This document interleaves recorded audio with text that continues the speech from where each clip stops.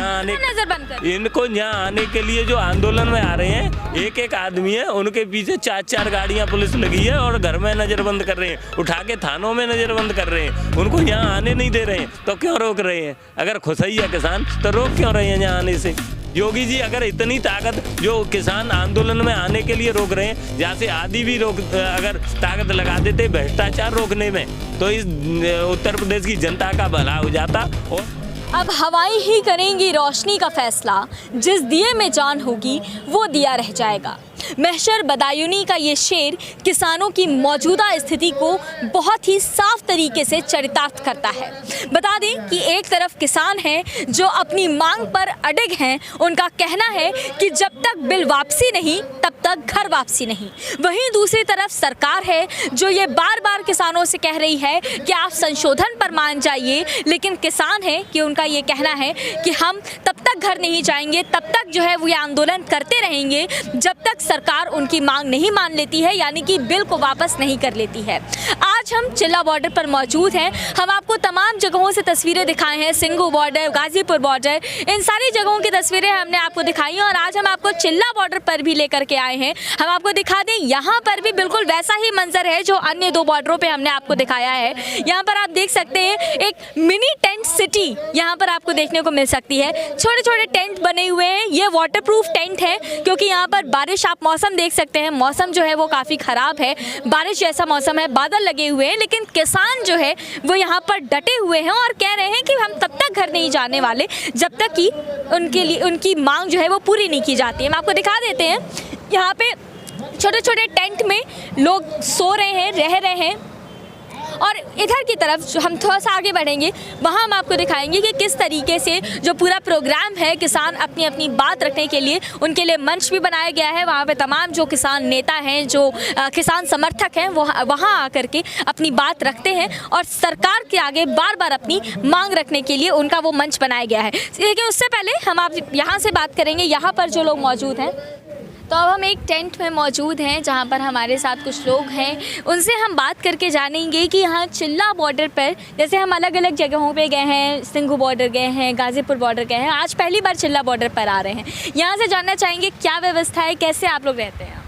यहाँ रहने की कोई दिक्कत नहीं है, सही रह रहे हैं, बढ़िया है। जब हुई थी तो दिक्कत ना कोई दिक्कत, और दिक्कत का दिक्कत तो किसान की तो सब दिक्कत ही दिक्कत है। गांव में जाते हैं किसान, अपने घर से खेत की तरफ चला गया और बारिश शुरू हो गई तो एक पेड़ के नीचे ही काट देता है पूरी बारिश को। तो बारिश से वो लेते हैं, कोई जा किसान पे दिक्कत ना है। मोदी जी बिल से दिक्कत है, बिल से पूरी दिक्कत है। मोदी जी और अमित शाह जी या और कोई योगी जी ये सोच रहे हो कि ये परेशानी होगी, ठंड में इन्हें थोड़े दिन बाद चले जाएंगे तो वार्ता करते रहो और धीरे धीरे खिसक जाएंगे, लेकिन कोई फर्क नहीं पड़ रहा है। 26 जनवरी तक कितनी भी वार्ता कर लो, जितनी करनी हो, लेकिन अब कह दिया लोगों ने कि हम जाएंगे परेड में तो जाएंगे, 26 जनवरी को परेड में जाएंगे, उसके बाद वहाँ पता चलेगा क्या रैली कही जा रही है। हाँ, ट्रैक्टर से ही जाएंगे, ट्रैक्टर रैली को जो है ट्रैक्टरों से ही जाएंगे। किसान में क्या करेंगे वहाँ जा करके? परेड में शामिल होंगे, परेड देखेंगे कैसी होती है परेड, झंडा टीवी में कौन फहराएगा। अरे टीवी दिल्ली में गांव में होते तो टीवी पे देखते, और जब दिल्ली में ही आ गए तो हम वहीं जाके देखेंगे। अच्छा ये बताइए, आप 26 जनवरी को परेड करने वाले हैं, आपको नहीं लगता है प्रशासन आपको बीच में रोकेगी? ना रोकेगी तो रोक नहीं पाएगी, क्योंकि हरियाणा से जब पंजाब से किसान चले, पहले तो हमने पूरे देश में जी बिल का विरोध किया, ज्ञापन दिए, धरना प्रदर्शन किए, लेकिन सरकार ने नहीं सुनी। तो फिर पंजाब के किसान दिल्ली के लिए चलने शुरू हो गए। दिल्ली में चलना शुरू हुए तो हरियाणा सरकार ने, खट्टर सरकार ने उनको रोकना शुरू किया। तो रोकने में आपने देखा होगा, वाटर कैनन चलाई, आंसू गैस के गोले चलाए, बैरिकेडिंग करी, पत्थर की बैरिकेडिंग करी, उसके बाद डंपर तक खड़े कर दिए आगे, तब भी नहीं पार पड़ी तो सड़कें खोद दी। इतना अत्याचार किया तो पूरे देश का किसान एकजुट हो गया, उन्होंने कि ये तो गलत हो रहा है, कहीं ना कहीं गलत है। उन लोगों ने बिल देखे कि क्या है तो समझे में सबको आ गया। चूँकि किसानों के लिए ही नहीं, किसान की तो MSP की गारंटी नहीं देंगे, लेकिन पूरे देश के जनता जो खाने वाली है, जैसे लॉकडाउन में पूरे काम बंद थे, फैक्ट्रियां बंद थीं और केवल किसान खेत में काम कर रहा था, उसके भोजन से लोग जिंदा रह रहे थे। उसी प्रकार उनने सोचा कि इनको कब्जा करो इस पे, तो खाद्यान्न की भंडारण सीमा खत्म कर दी।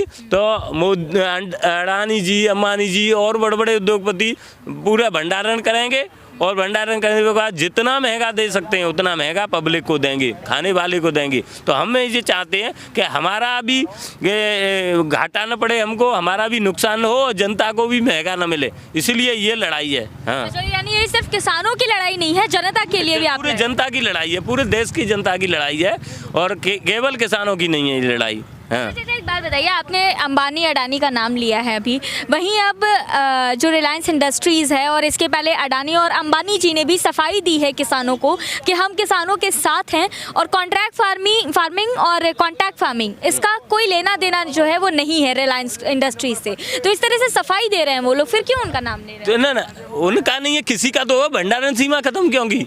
भंडारण सीमा खत्म क्यों की है? दूसरी बात, बड़े बड़े ये स्टोरेज वो बनाए हैं, हमने तो देखे नहीं है, लेकिन आप जिस पे टीवी पे इन पे देखे हैं वो क्यों बनाए गए हैं? ये बोरा हमने देखे हैं सोशल मीडिया पे, बोरा छपे हैं जियो के, उनके वो नीले नीले, वो क्यों छपे हैं? क्या कारण है उसमें उनका?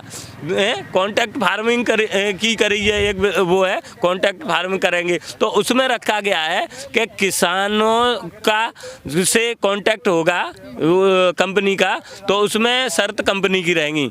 दूसरी बात, अगर किसानों का कोई झगड़ा होता है, कोई बात होती है, खरीद नहीं करते हैं वो, जैसे उन पे जैसे 10 रुपये किलो का, हमें पता है, हमने किया है, उसमें ये नुकसान है कि 10 रुपये के हमने आलू का कॉन्टैक्ट किया कंपनी से और कंपनी ने अगर बाज़ार में 15 रुपये किलो है उस 10 वाले का, तो कंपनी खरीद लेती है 10 में ही, और जब 8 हो जाता है तो कंपनी उसमें कि ये गलत है, ये ख़राब है, ये वो है, ये कंपनी ख़त्म कर देती है। हाँ, तो उसमें उन्होंने रखा है कि एडीएम पे जा सकते हो आप केवल मात्र, और एडीएम पे न बनी बात तो एडीएम या डीएम तक जा सकते हो। तो एडीएम, डीएम और एडीएम का किसानों की सुन लेंगे, वो कंपनी की सुनेंगे। 10 लाख की बेईमानी करेगी कंपनी तो 1 लाख जाके एसडीएम को पकड़ाएंगे और किसानों को कोई नहीं सुनेगा।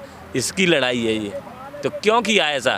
कोर्ट में नहीं जा सकता है किसान। अच्छा, मान लीजिए आपकी बात नहीं सुन रही है, जैसे सरकार बार बार कह रही है संशोधन कर लें, आप लोग संशोधन पे मान जाएं, आप लोग नहीं मान रहे हैं, आप लोग कह रहे हैं कि भाई बिल वापसी करिए, अगर नहीं मानती है सरकार? ना संशोधन का 12-14 खामियां उन्होंने देखी हैं बिल में कि ये हैं 2-4 पॉइंट हैं, उनके कह रहे हैं कि हाँ 9 कमियां हैं, वे हम मान रहे हैं 12 कमियां हैं उसमें। तो अब बिल खराब ही है, 9 कमी मान रहे हैं वे, उन्हीं के कहने से हम मान रहे हैं 9 कमी है। तो 9 कमी क्यों बनाया ये बिल? कमी थी तो क्यों बनाया? कौन से इतने योग्य थे उसमें बैठे थे बिल बनाने में? हमें नहीं पूछ सकते थे, किसान को नहीं पूछ सकते थे, तुम्हारा कैसे भला होगा? किसान का भला कर रहे हैं और बिल बना रहे हैं वो बैठ के, उसमें भी कमियां आ रही हैं, तो और ज़्यादा नुकसान हो गया किसान का। फिर तो किसान इसे बिल को नहीं। लेकिन सरकार कह रही है कि आप लोग की आय दुगनी हो जाएगी इस बिल। कहते हैं आय आपकी दुगनी हो जाएगी। कैसे है जाई? हमें तो बता में तो होते सरकार कह रही है ना कमी है वहाँ में, तो कैसे आय दुगनी है जाई? ये तो बता में कमी है उस बिल में, तो कैसे हो जाएगी? एमएसपी ना एमएसपी पे गारंटी नहीं दे रहे हैं। 1868 वाला धान 800 से 1000 बिका है इस समय, हम दिखाएंगे। अब भी खड़े हैं ट्रक मंडियों में, ट्रैक्टर खड़े हैं, हमने तो उनसे ये कही है यहाँ लेके चले आओ। और दिल्ली में मोदी जी ने छूट कर दी है, पूरे देश में चाहे जहाँ बेचो तो ट्रैक्टरों को यहाँ ले आओ। हम मोदी जी तो कहेंगे कि जिन्हें खरीद ले जो खड़े हैं एमएसपी पे दो, तो अब वो लोगों को लाने नहीं दे रहे हैं पुलिस वाले। जी तो उन्हें ही पता हुई, मोदी जी पता हुई, योगी जी पता हुई, रोक रही है पुलिस उन्हें, मंडी से निकल के यहाँ नहीं आने दे रही है। अब कह रहे हैं छूट कर दी है, तो सभी देश में बेवकूफ़ बना रहे हैं।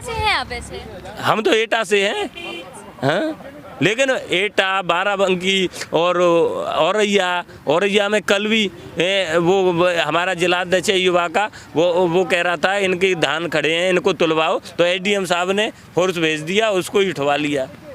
हाँ, उनके धान नहीं तुलवाए। यूपी में योगी जी तो ये कह रहे हैं कि भैया किसान लोग बहुत खुश हैं, आप यूपी से हैं, क्यों आए हैं? खुश होते तो उन्हें नजरबंद क्यों करते हैं किसानों ने यहाँ आने? नजर बंद कर इनको यहाँ आने के लिए जो आंदोलन में आ रहे हैं, एक एक आदमी है, उनके पीछे 4-4 गाड़ियाँ पुलिस लगी है और घर में नजरबंद कर रहे हैं, उठा के थानों में नजरबंद कर रहे हैं, उनको यहाँ आने नहीं दे रहे हैं। तो क्यों रोक रहे हैं? अगर खुश ही है किसान तो रोक क्यों रहे हैं? यहाँ आने से क्यों रोक रहे हैं योगी जी?